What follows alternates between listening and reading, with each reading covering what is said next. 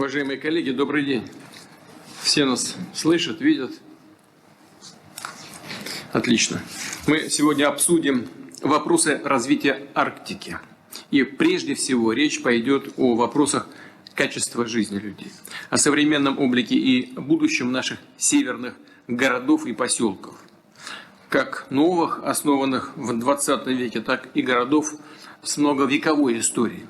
Все они, безусловно, являются символами, воплощением огромной воли, колоссальной роли, можно сказать, дерзости, труда, мужества многих поколений наших предков, и наших современников, разумеется, тоже, которые осваивали и осваивают север. Сегодня миллионы людей живут здесь, работают, создают семьи, растят детей и вносят огромный вклад в развитие всей страны. Как вы знаете, в ходе Восточного экономического форума в сентябре мы завершили рассмотрение мастер-планов для городов и населенных пунктов Дальнего Востока России. В общей сложности проанализировали программы социально-экономического развития 22 городов, наметили конкретные шаги, их реализация этих проектов уже идет. Полученный опыт должен лечь в основу формирования аналогичных проектов и для других наших территорий, и прежде всего для арктической зоны России, которая, как уже не раз говорил, имеет для нас особое стратегическое значение. Хотел бы еще раз подчеркнуть, что это регион с колоссальными экономическими возможностями. С ним мы во многом связываем укрепление энергетического потенциала нашей страны, расширение логистических возможностей, обеспечение национальной безопасности и обороны. И потому дальнейшее комплексное освоение и обустройство этих территорий является для нас неоспоримым приоритетом. Мы уже говорили с правительством, правительство имеет поручение определить перечень опорных городов российской Арктики, для которых должна быть подготовлена соответствующая программа. Планы должны быть подготовлены, планы развития. В него вошли 16 населенных пунктов и крупных агломераций. Сегодня этот список мы детально с вами должны обсудить. При этом отмечу, что по такому арктическому городу, как, скажем, Анадырь, который входит в состав Дальневосточного федерального округа, мастер-план уже утвержден. Повторю, подходы, которые были использованы для его подготовки, а также при подготовке мастер-планов других дальневосточных городов, могут стать хорошей базой для предстоящей работы.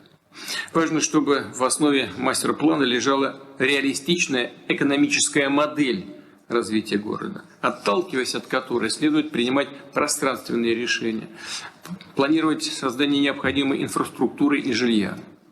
В арктической зоне России достаточно активно развиваются крупные инвестиционные проекты.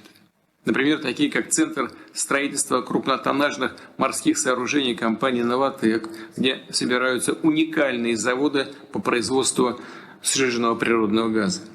Наша задача в дополнение к таким крупным индустриальным, энергетическим и другим проектам подобного рода закладывать базу для развития сервисной экономики в городе, формировать основу для крепкого малого и среднего предпринимательства, чтобы экономика городов была диверсифицирована, чтобы у людей был выбор на рынке труда, широкие возможности для самореализации.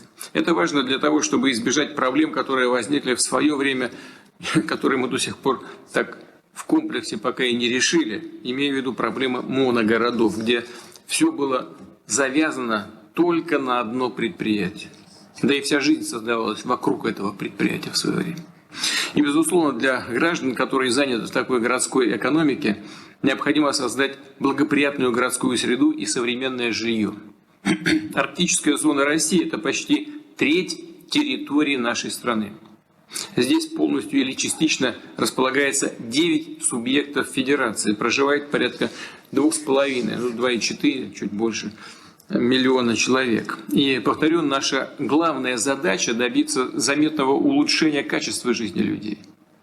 А значит, необходимо повысить эффективность региональных систем здравоохранения, образования, транспорта и жилищно-коммунальной сферы, создать условия для притока дополнительных инвестиций, роста туризма, для появления квалифицированных рабочих мест. Все это ключ к увеличению численности населения арктических территорий.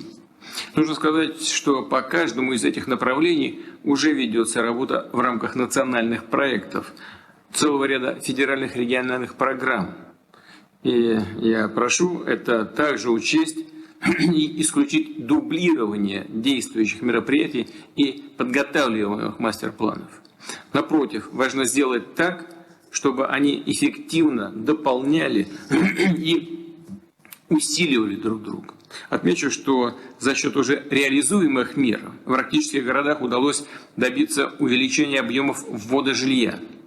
В прошлом году этот показатель вырос на 36%. При этом, по аналогии с Дальневосточной, мы запустили и льготную арктическую ипотеку под 2% годовых, что позволяет приобретать жилье на более выгодных, привлекательных для людей условиях. Вот только что говорил с гражданами, вот, также по видеосвязи, которые одними из первых воспользовались этим механизмом. Среди них, вот я видел на экране, прежде всего, конечно, молодые люди, молодые семьи. Причем, так я понимаю, разных профессий. И этот инструмент, 2% ипотека, конечно, для всех востребован. Были определенные у них идеи, предложения, об этом сейчас скажу еще отдельно. Но сначала хотел бы вас послушать. Но сейчас хотел бы подчеркнуть, что в арктических городах за счет прихода инвесторов, которые видят здесь хорошие перспективы для бизнеса, растет рынок труда, растут и доходы людей. Но и проблемы, конечно, нерешенные вопросы остаются, их еще немало. Массовая застройка многих арктических городов велась достаточно давно. И сейчас большинство из них нуждается не в точечной, а именно в комплексной модернизации, в обновлении жилых, социальных, спортивных, культурных объектов, дорог, инженерных коммуникаций, формирование комфортной городской среды на основе современных градостроительных стандартов. Одним из ключевых приоритетов здесь прошу считать расселение ветхого жилья и модернизацию системы ЖКХ. Вот мы с губернатором говорили, к сожалению, я вот, честно говоря, как-то упустил. Есть, оказывается, здесь в Архангельске такие строения, которые уже, как он сказал, что уже на бок ложатся фактически, а почему-то не попали. Ну, почему-то понятно, потому что до 1 января 2017 года у нас все аварийное жилье выстраивалось для того, чтобы решать проблему. Они не попали вот в эту категорию. Дома-то уже сваливаются на бок, поэтому здесь, конечно, нужно, я попрошу тогда и Марата Шахерзяновича, и, соответственно, министра строительства обязательно обратить на это внимание, и как первоочередную задачу нужно ее решать. Но необходимо вообще в целом наращивать темпы расселения аварийного жилья, активнее предоставлять гражданам достойные жилищные условия. Хотел бы еще раз подчеркнуть, к выбору строительных материалов и технологий, как при возведении жилых домов, так и промышленных, общественных объектов, нужно подходить, конечно, с учетом сурового климата этих мест, с особым вниманием. И еще на этапе проектирования капитальных сооружений учитывать данные о повышении глобальной температуры и таяния вечной мерзлоты, чтобы в будущем избежать рисков повреждения зданий, построенных на таком оттаившем или таящем зыбком грунте. И, конечно, все строительные проекты должны отвечать строгим экологическим требованиям, обеспечивать сбережение уникальной, богатой природы Арктики. В числе важнейших системных задач развитие туризма, который в арктической зоне имеет просто колоссальный потенциал. Для этого предстоит совершенствовать индустрию гостеприимства, предлагать интересные туристические маршруты и услуги, и, как уже сказал, развивать сами города и поселки в комплексе. Обсудим сегодня и другие направления формирования экономической базы городов и населенных пунктов Арктики. Давайте начнем работать. Слово Алексею Олеговичу Чекунову, министру по развитию Дальнего Востока и Арктики. Пожалуйста, Алексей Олегович. Владимир Владимирович, правительство Российской Федерации продолжает работу по повышению качества жизни людей, развитию экономики в российской Арктике. На всей территории арктической зоны Российской Федерации создана самая большая в мире льготная экономическая зона площадью 5 миллионов квадратных километров. За 3 года здесь начата реализация 775 инвестиционных проектов. Запланирован объемом инвестиций почти 2 триллиона рублей. Уже фактически вложено более 480 миллиардов. Создано 14 тысяч новых рабочих мест. В Арктике внедряются социальные программы для поддержки людей, зарекомендовавшие себя на Дальнем Востоке. Владимир Владимирович, вы только что встречались с первыми получателями арктической ипотеки. За первых 2 дня работы программы 20 банков получили 6 тысяч заявок. Уже выдано 122 кредита на сумму 514 миллионов рублей. Мы будем развивать программу, добавлять к федеральным мерам поддержки региональные, чтобы стимулировать строительство нового жилья и при этом не допускать резкого роста цен на квартиры. Также 5500 человек получили бесплатные участки земли по программе «Гектар в Арктике». 65% людей строят на них собственные дома, около 20% используют для запуска собственного дела. С 2022 года реализуется программа поддержки коренных и малочисленных народов Севера. В рамках проекта «Дети Арктики» в 2022-2023 годах 18 тысяч детей из арктических регионов отдохнули на южных и дальневосточных курортах. Важнейшей системной работой является реализация принятого по вашему поручению единого плана развития Северного морского пути до 2035 года. Объем грузопотока по СМП вырос с 1 миллиона тонн в 2012 году до 34 миллионов в 2022. В этом году ожидаем новый рекорд в 36 миллионов тонн. При выходе на полную мощность создаваемые сегодня вдоль трассы СМП новые предприятия сформируют грузопоток более 200 миллионов тонн в год и дадут значительные дополнительные доходы для бюджета. По расчету Восток-Госплана налоговые поступления от новых проектов составят в общей сложности 21 триллион рублей до 2035 года.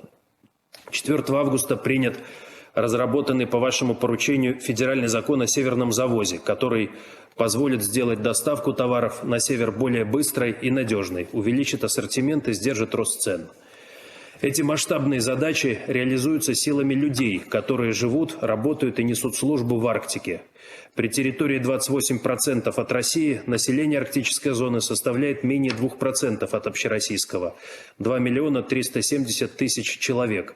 86% из них проживают в заполярных городах. Справедливо сказать, что это города с одними из самых суровых природных условий, какие существуют на Земле. Инфраструктура, жилой фонд построены в середине прошлого века и требуют обновления. По вашему поручению, данному по итогам поездки в Мурманскую область, правительство Российской Федерации определило перечень опорных арктических населенных пунктов, которые играют ключевую роль в развитии экономики, обеспечении безопасности и логистики Северного морского пути. Подходы к формированию перечня были проработаны со всеми арктическими регионами, в том числе в рамках рабочей группы Госсовета по развитию Арктики, сформированной по вашему поручению губернатором Мурманской области. Ключевые решения по реализации инвестиционных проектов, развитию Северного морского пути и повышению качества жизни людей в Арктике рассматриваются Госкомиссией по развитию Арктики под руководством Юрия Петровича Трутнева. Я бы также хотел поблагодарить Максима Станиславовича Орешкина за глубокое погружение в работу по мастер-планам. Итак, перечень опорных арктических населенных пунктов насчитывает 16 агломераций. Это города и поселки, в которых совокупно проживает более 1,6 миллионов жителей. В Мурманской области это Мурманская, Кировская, Апатитская и Мончегорская агломерация. Соответственно, крупнейший транспортный узел Северного морского пути, где прописаны все атомные ледоколы мира. Штаб Северного флота, который обеспечивает оборонную безопасность более 20 тысяч километров береговой линии в 9-часовых поясах. Это центр производства минеральных удобрений, крупнейший металлургический кластер. Здесь реализован уникальный проект, о котором вы сказали, Владимир, во вступительном слове. И Этот проект – еще один пример того, что Россия в Арктике первая в применении смелых подходов, не имеющих аналогов в мире, как Центр строительства крупнотоннажных сооружений в Мурманске, как ледостойкая причал Варандей и платформа Приразломная, плавучие заводы СПГ, плавучая атомная электростанция Академик Ломоносов, серный проект Норникель и многие другие. В Карелии Кемско-Беломорская агломерация – это транспортный и туристический центр. Здесь проходит Беломорско-Балтийский канал, открыто одно из крупнейших в России молибденовых месторождений, находятся всемирно известные беломорские петроглифы. Архангельская агломерация, крупнейшая в Арктике по населению, включает Архангельск, Новодвинск и Северодвинск. Транспортный и промышленный центр с сильным судостроением, развитой лесной целлюлозно-бумажной отраслью. Мы проектируем новый кампус для крупнейшего в Арктике университета, что позволит Архангельску стать центром арктического образования и науки мирового значения. Агломерация Нарьян-Мара обеспечивает ключевой участок Севморпути из Баренцева в Карское море протяженностью 1500 километров, а также крупнейшие проекты в области нефтедобычи, в том числе Варандей и Приразломную. На Ямале выделено 3 агломерации. Это Новый Уренгой, газовая столица России, агломерация Салехард-Лабытнанги, логистический узел и новый полюс развития арктического туризма. И Ноябрьск. Крупный арктический город с населением более 100 тысяч человек. Центр нефтегазовой отрасли, где сейчас апробируются новые технологии добычи трудно извлекаемых запасов.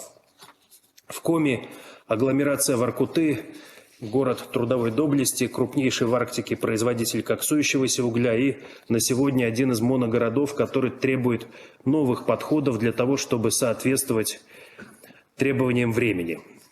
На Таймыре агломерация Норильск-Дудинка, центр цветной металлургии мирового значения, обеспечивающий основной объем российской добычи никеля, платины, палладия, кобальта, существенные объемы меди и серебра. В Норильске с 2021 года реализуется программа реновации, которая во многих аспектах может служить моделью для планов развития всех арктических городов, в том числе с точки зрения государственно-частного партнерства, когда градообразующее предприятие, в данном случае Норникель, обеспечивает 2/3 от общего объема инвестиций в комплексный план развития. Также с точки зрения применяемых решений в рамках реновации Норильска мы накапливаем ценный опыт работы с мерзлотными грунтами и, конечно, заслуживает внимания опыт создания 109 теплых остановок, о которых говорили получатели арктической ипотеки. И данный опыт мы, безусловно, распространим на всю арктическую зону. Игарка – важный минерально-сырьевой центр, обеспечивающий развитие Ванкора, транспортный узел Северного завоза и один из первых портов, с которого начиналось освоение Севморпути. Агломерации Диксон, Тикси и Певек – опорные международные морские порты. Певек также обеспечивает крупные золотодобывающие проекты и послужил прообразом поселка геологов из романа Олега Куваева «Территория». И столица Чукотки-Анадырь, самый восточный город России, мастер-план уже защищен в рамках работы по Дальнему Востоку. Перечисленные опорные агломерации также играют важную роль в обеспечении обороны и безопасности нашей страны в Арктике. Уважаемый Владимир Владимирович, по вашему поручению в федеральный закон о бюджете на 2024-2026 годы заложено 30 миллиардов рублей на капитальный ремонт и создание новой инфраструктуры в закрытых административно-территориальных образованиях и населенных пунктах с дислокацией воинских формирований. Программа развития таких населенных пунктов будет принята правительством в ближайшее время и позволит улучшить условия проживания для 17 тысяч военнослужащих и членов их семей. Что делаем дальше? Вместе со всеми арктическими регионами и институтами развития, ВЭБ-РФ, Дом-РФ, с крупным бизнесом, работающим в Арктике, приступаем к созданию мастер-планов означенных агломераций. Так же, как делали на Дальнем Востоке, анализируем структуру экономики, занятости, пространственную организацию. При определении приоритетов в первую очередь будем опираться на мнение самих жителей. В соответствии с вашим поручением мастер-планы для всех 16 агломераций будут подготовлены до 1 июля 2024 года. Важной частью этой работы будет тиражирование лучших практик. В рамках подготовки мастер-планов сформируем реестр лучших практик организации жизни в условиях Севера и будем использовать их повсеместно при развитии северных населенных пунктов.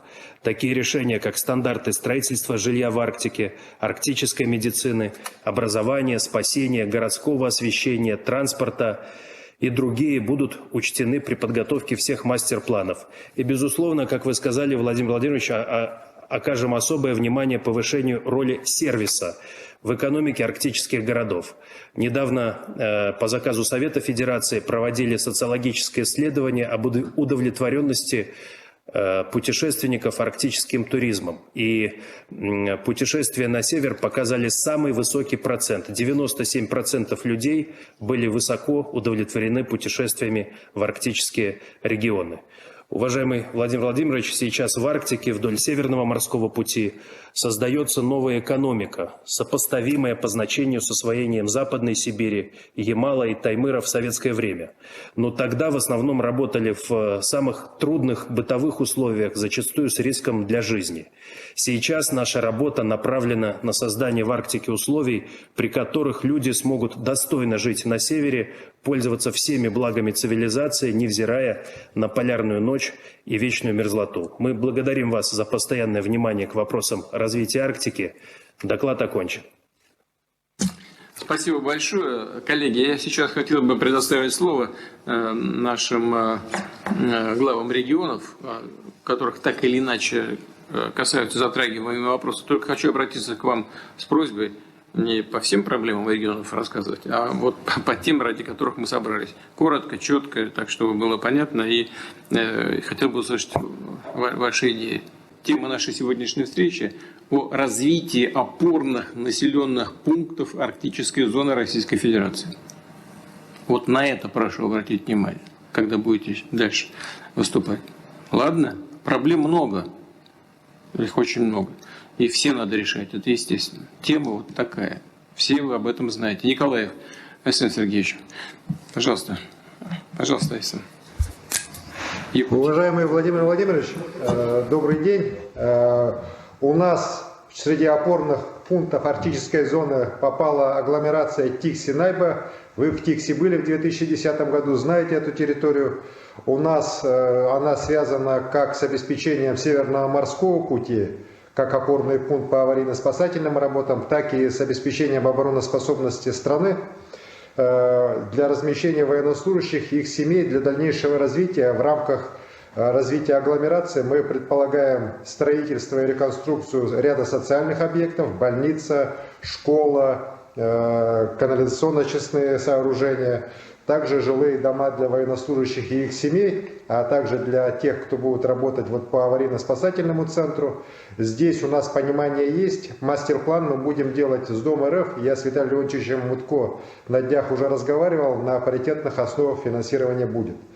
Далее мы по Тикси, Владимир Владимирович, планируем, что здесь с учетом их особых здесь развития науки, научно-космический полигон, Роскосмос планирует здесь открыть уже пункт наблюдения за космическими аппаратами. И вообще в целом с точки зрения развития научно-образовательного север, территории устойчивого развития, мы здесь планируем усилить именно вот работы по научному обеспечению изучения Арктики.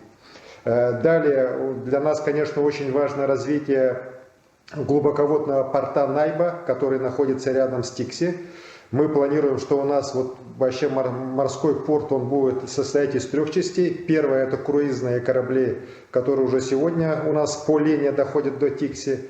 Второе направление — это грузовая база. Ну и третий — вот глубоководный порт Найба, который мы планируем построить где-то к 30-32 годам с планируемой грузовой базой за счет развития инвестпроектов Арктики и Якутии до 15 миллионов тонн ежегодно. У нас проекты там развиваются, в том числе как раз от Найбы мы планируем построить дорогу к Усть-Куйге, где у нас Росатом строит атомную станцию малой мощности для развития огромного кючуйского кластера, где у нас, Владимир Владимирович, и золото, и редкозем, и олово, и ряд других полезных ископаемых, в том числе нужных для обороноспособности страны. Поэтому этот проект колоссальный, и, конечно же, вот развитие ТИКСИ как опорного пункта, оно поможет всю эту территорию, огромную территорию части нашей якутской Арктики поднять на другой уровень. Ну и, конечно же, качество жизни людей совсем уже будет другое. Огромное спасибо вам за поддержку. У правительства уже есть поручение завершить подготовку мастер-планов опорных населенных пунктов арктической зоны до 1 июля 2024 года. Я прошу обратить внимание на те вопросы, которые сейчас обсуждались, и те предложения, которые были сделаны руководителями регионов. Ну вот та же самая стоимость 1 квадратного метра. Ну что мы сами себя обманывать будем-то? Ставим заниженную цифру, значит, мы меньше просто сделаем, или будем искать деньги, либо что-то дисциплину будем нарушать. Ну зачем? Давайте мы из объективных обстоятельств будем исходить и планировать в соответствии с тем, что мы имеем и можем сделать. Я хочу подчеркнуть, что срок, о котором я сказал, до 1 июля 2024 года мастер-планы должны быть завершены, он, безусловно, должен быть выдержан, чтобы региональные власти, бизнес уже в следующем году могли приступить к практическому исполнению намеченных целей. Мы понимаем, что от их исполнения, от достижения этих целей, безусловно, зависит очень многое. Ну, прежде всего, конечно, уровень и благосостояние граждан наших. И хочу еще раз подчеркнуть, что Арктика – это территория громадных экономических возможностей. Вроде бы и повторять не нужно, но все-таки скажу об этом, чтобы мы понимали, что является предметом нашего сегодняшнего обсуждения и почему мы этим занимаемся. Чтобы в полной мере реализовать возможности региона, нужно, безусловно, наращивать инвестиции и в социальную сферу. Здесь я не могу не согласиться с Антоном Германовичем. Министерство финансов, конечно, право. Если уж мы предоставляем льготы бизнесу, то тогда, конечно, надо и работать с коллегами из бизнеса, чтобы они тоже соответствующим образом реагировали на то, что делает государство для того, чтобы те или иные проекты, выгодные для бизнеса, были реализованы. Ну а чтобы люди тоже могли здесь жить и жить достойно. Надо вместе поработать. Я имею в виду не только развитие промышленной базы и глобальных перевозок, там, туризма и так далее, чтобы, как вот глава Минфина сказал, чтобы и бизнес тоже соответствующим образом реагировал и работал бы в социальном плане, помогал государству реализовывать социальные проекты. Я очень рассчитываю, что предприниматели, наши компании, институты развития вместе с ними примут, как я уже сказал, активное, заинтересованное участие не только в инвестиционных проектах, но и в создании необходимых условий для проживания людей здесь, на этих непростых территориях. В этом смысле, конечно, рассчитываю на реализацию государственно-частного партнерства, проектов в сфере государственно-частного партнерства. Все необходимые финансовые инструменты, механизмы для этого уже сформированы, они есть. И прошу, кстати говоря, коллег из регионов тоже оказать бизнесу все необходимое содействие в предстоящей работе, потому что не только мы должны от них что-то ожидать, даже давая преференции, но там, вы сами знаете, 1000 проблем, 1000. Вагон и маленькая тележка. Надо помогать им встраиваться в региональную жизнь, помогать им вот те проекты, которые планируются реализовывать и так далее. А вот еще раз хочу вернуться к моей беседе с гражданами, первыми получателями этой льготной 2% арктической ипотеки. От них, как я уже говорил, тоже некоторые предложения прозвучали. Были затронуты довольно важные, на мой взгляд, вопросы, на что хотел бы здесь обратить внимание. Полагаю, что было бы правильным и справедливым распространить эту программу на участников специальной военной операции. Безусловно, в первую очередь. Это наша святая обязанность. Вот мы с вами здесь сидим, сложный вопрос решаем, нужный, но мы все-таки в тепле, знаете, и в безопасности. А ребята там на передней линии и в грязи, и под пулями, и под снарядами. Никогда не должны мы об этом забывать. И они, и члены их семьи, безусловно, должны быть в поле зрения нашего внимания всегда при решении, особенно при решении вопросов подобного рода. Кроме того, было бы правильным, я с этим тоже согласен, снять требования к стажу работы в арктических регионах для получения льготной ипотеки сотрудников медучреждений. Я поддерживаю эту инициативу и прошу правительство распространить такую возможность не только на медицинских работников, но и на педагогических работников. Это, мне кажется, уместно, и без поддержки педагогических работников при снятии возрастных ограничений, и не возрастных, а еще и по срокам работы в регионе, нам, конечно, здесь не создать необходимую и нужную для людей среду. Так, теперь, безусловно, согласен с тем, что нужно обобщить и создать своего рода реестр лучших региональных практик по развитию арктических городов. Это действительно эффективные решения по организации работы транспортной системы, социальной инфраструктуры, общественных пространств в самом широком смысле этого слова в условиях Севера. Ну и в завершение хочу акцентировать внимание руководителей субъектов Федерации, чьи города участвуют в разработке мастер-планов, на то, что нужно провести их широкое общественное обсуждение. Максимально учесть мнение местных жителей, их предложения по конкретным мероприятиям этих программ. И еще раз благодарю вас всех за работу, за то, что она была подготовлена таким образом. Рассчитываю, что будем двигаться к намеченным целям быстрыми, нужными нам темпами, в практическом плане будем реализовывать их пошире, эти программы, в том числе имея в виду замечания руководителей регионов, которые были сделаны. Спасибо большое. Всего доброго.